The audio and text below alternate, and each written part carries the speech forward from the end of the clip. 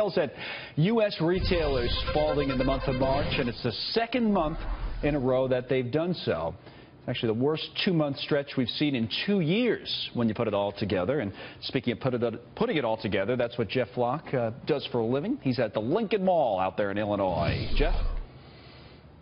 You know, there may never be a kind of a zombie apocalypse, but there may be a zombie mall apocalypse. You were looking maybe at one of the last sites you'll see of the Lincoln Mall here in suburban Chicago. This is the town of Madison, and this is about to be torn down. They just got the permit to tear this down. If you look inside this mall, you see it is one of those that is not long for this world.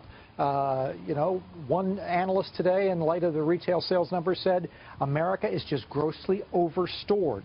Many more stores than they need, and many of them are in malls like this. We've got some exclusive pictures for you, by the way, inside this mall. A fellow who wrote a book called Autopsy in America took some of these pictures. This is happening all over the country, and I tell you, the experts say it's going to get worse. Why? Because it was about 10 years ago, just before the 2008 financial crisis, that a lot of malls did some heavy borrowing.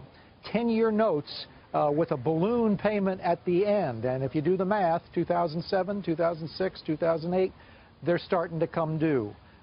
We could see maybe an apocalypse of mall closings. This one of the zombie malls on the list. Still here, but for all intents and purposes, dead.